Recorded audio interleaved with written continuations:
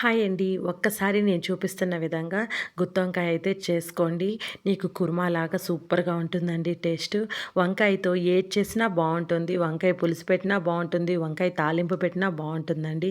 ఇట్లా మసాలా పెట్టి చేసుకున్న సూపర్‌గా ఉంటుందండి వంకాయకి. ముందుగా మనం బాండాలు తీసుకొని కొన్ని వేరుశనగ పప్పులైతే వేసుకుందామండి. స్పూన్ లెక్కలైతే ఒక 3 స్పూన్లు వేరుశనగ పప్పు అయితే వేసుకుందాము. వేసి అయితే బాగా ఫ్రై చేద్దాము. హాఫ్ ఫ్రై అయిన తర్వాత కొన్ని తెల్ల నువ్వులైతే వేద్దాము. కొన్ని ధనియాలైతే వేద్దాము. కొన్ని కొబ్బరి ముక్కలైతే వేద్దాము. కొన్ని జీడిపప్పులైతే వేద్దాము. కొంచెం జీలకర్ర అయితే వేద్దాము. పట్టా లవంగాలైతే వేద్దాము. ఇప్పుడు బాగా దోరగా అయితే ఫ్రై చేద్దాము.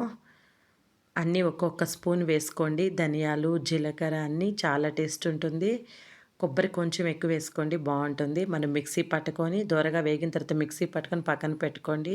ఇప్పుడు అదే బండల్లో ఆయిల్ కొంచెం ఎక్కువ వేసుకొని వంకాయలైతే మన గుత్తొంకాయకి ఎలా కట్ చేసుకుంటామో అలా కట్ చేసుకొని వంకాయలైతే వేసేద్దాము. ఇప్పుడు సరిపడా సాల్ట్ అయితే వేస్తున్నాను.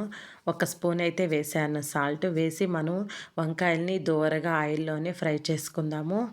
ఇలా వంకాయలు ఫ్రై చేసుకొని ఆయిల్‌లో పక్కన పెట్టుకొని అప్పుడు కూర చేసుకోండి. వంకాయలైతే బాగా ఉడికిపోతాయి. మనం తినేటప్పుడు కూడా నీకు మెత్తగా బావుంటుంది. ఒక్కొక్కసారి కూరలో ఉడకకుండా పోవచ్చు వంకాయలు. ఇలా ఫ్రై చేసుకొని ఏసుకోవడం వల్ల తొందరగా అయితే ఉడికిపోతుంది. తినేటప్పుడు కూడా మనకు స్మూత్‌గా ఉంటుంది వంకాయ నోట్లో పెట్టుకున్నప్పుడు. ఇప్పుడు అన్నీ ప్లేట్‌లో తీసుకొని పక్కన పెట్టుకుందాము. అంత ఆయిల్‌లో కొంచెం ఆయిల్ తీసేసేయండి. కొంచెం వరకే పెట్టుకోండి. కొంచెం ఆవాలైతే వేస్తున్నాను. ఒక 2 ఆనియన్స్‌ని చిన్న చిన్న ముక్కలుగా కట్ చేసుకొనైతే వేస్తున్నాను. ఇప్పుడు దోరగా అయితే ఆనియన్స్ మెత్తబడేంత వరకైతే మనం ఫ్రై చేసుకోవాలి. కొంచెం కరివేపాకు వేస్తున్నాను. ఒక 4 పచ్చిమిర్చి చిలికలైతే వేస్తున్నాను. ఇప్పుడు ఆనియన్స్ మెత్తబడేంత వరకైతే మనం ఫ్రై చేసుకుందాము. కొంచెం పసుపైతే వేస్తున్నాను. ఇప్పుడు బాగా కలుపుతాము. ఒక టీ స్పూన్ వచ్చి అల్లం వెల్లుల్లి పేస్ట్ అయితే వేస్తున్నాను. అల్లం వెల్లుల్లి పేస్ట్ పచ్చివాసన పోయేంత వరకైతే మనం ఫ్రై చేసుకుందాము. ఒక 2 టమోటాలండి మిక్సీ పట్టుకొని జ్యూస్ చేసి అయితే వేస్తున్నాను. టమోటా ప్యూరీ వేసి పచ్చివాసన పోయేంత వరకైతే బాగా ఫ్రై చేసుకుందాము.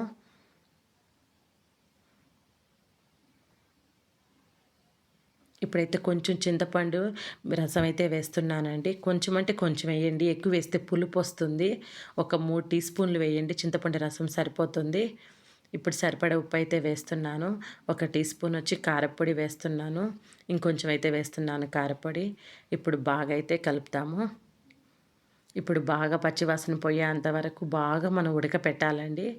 ఒక 5-10 మినిట్స్ అయితే బాగా దగ్గర పడేంత వరకు ఉడకపెడతాము. ఇప్పుడైతే మనం మిక్సీ పట్టుకున్నాం కదండీ! వేరుశనగ పప్పులు అవన్నీను. ఆ మిశ్రమాన్ని అయితే వేస్తున్నాను. వేసి దాంట్లో నీళ్ళు పోసి కొంచెం అయితే నీళ్ళు పోస్తున్నానండి. బాగా కలుపుతాము. ఒక 10 మినిట్స్ దగ్గర పడేంత వరకైతే బాగా ఉడికిద్దాము. కలపెడతా ఉండండి. మూత పెట్టి మధ్య మధ్యలో మూత తీస్తూ కలబెట్టండి. ఇప్పుడు బాగా దగ్గర పడిన తర్వాత వంకాయలైతే వేసేస్తున్నాను. మనం ఆయిల్‌లో ఫ్రై చేసుకున్నాం కదా! ఆ వంకాయలైతే వేసేస్తున్నాను. వంకాయలేసిన తర్వాత ఒక 5 మినిట్స్ ఉడికితే సరిపోతుంది. మనకు ఆయిల్ పైకి తేలేంత వరకైతే మనం ఉడకనివ్వాలి. ఇప్పుడు మాడుతది కాబట్టి మనం గెంటితో కలబెడుతూ ఉండాలి. ఇప్పుడు కూర అయితే బాగా ఉడికిపోయిందండి. చూడండి ఆయిల్ అయితే పైకి తేలింది. ఇప్పుడు లాస్ట్‌గా అయితే మనం కొత్తిమీర వేద్దాము.